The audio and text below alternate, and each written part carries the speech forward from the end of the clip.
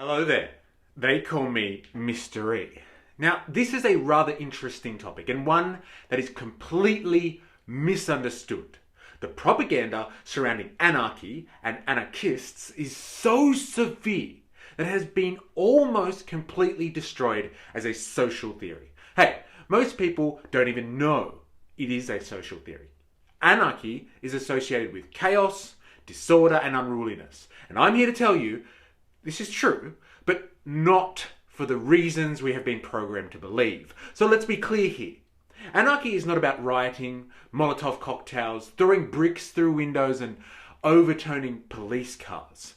It is about getting rid of hierarchies, institutional ones like governments, corporations, police forces, militaries, institutions in which the domination of people over people is how they function and what they support.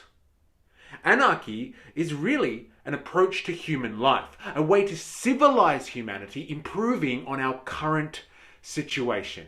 So let's explore then, what is anarchy and who are anarchists? My name is Mystery. For reasons unknown, I have been thrown back into the past almost 100 years, and this is my story. Anarchists are people who believe that there really is no justification for the domination of one person over another.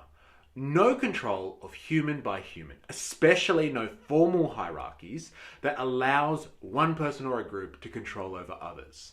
For example, power structures like the state, i.e. government bodies and institutions, the military, police forces, religion, private industry, judicial systems, corporations, etc. Anarchism seeks to remove these hierarchies from society. It would be no surprise then to learn that the word anarchy comes from the Greek word anarchos, meaning having no ruler. So is it just a crazy idea then? It would seem so in our complex world, but there is a part of you that when you heard me describe it thought, doesn't sound so bad actually. That's because humans haven't evolved to be ruled over by others. It's unnatural. For most of our existence, we have lived basically free from systematic control and order. So it is appealing in theory, although it's almost inconceivable in reality. Now, here's the thing. Anarchy is not unconditional freedom without logic, as many might just assume. Say you're a parent. You're standing on the side of a busy road and your child walks onto the street mindlessly, as children do. Do you say, oh well, anarchy, and let them walk in front of an oncoming car? No. You grab your child by the arm and pull them back before they are killed. Now, this situation is analogous with how anarchists look at society. Anarchy is not aimless or nihilistic. It has purpose. Organizations can exist, but the anarchist principle is that it must be able to justify its existence. If it cannot justify itself, like show that it has legitimate purpose beyond something superficial like profit or control, anarchists will break it down and or reconstitute it. But why do all of this? What is the point? Anarchism seeks out individual freedom as the primary starting point of all things that make us truly human. When I say individual freedom, I don't mean some complex philosophical ideal here. I simply mean human beings who can exist naturally and unrestrained on planet Earth. If people are completely autonomous and liberated from the views and control of others, then they will be the most content and able to express themselves to the fullest extent of their being. Under these circumstances, all individuals have the best opportunity to contribute back to society and humanity relative to their personality and the unique traits of their character. There is an old anarchist saying, no God, no master. This is the complete way to becoming a free individual. No God, meaning no force that controls my mind. I am free to to think for myself. No master, meaning no force that constrains me physically. But how do anarchists fit in the real world then? Enough with all the hypotheticals. There are examples of anarchism in practice. For example, during the Spanish Civil War, in the lead up to World War II, parts of Spain were populated by anarchist communities living by anarchist principles, where people cooperated to feed, supply and support each other based on democratically formed associations and collections of associations. These anarchists had a democratic army and were part of the main resistance against Franco's fascist forces, who were being supported by Hitler and Mussolini.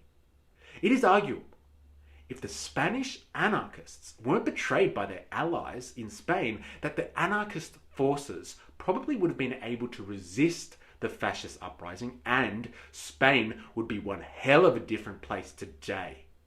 The important takeaway here is that anarchism or anarchy is not just some theoretical notion, and it's not some utopian ideal that would crumble when confronted with a considerable enemy.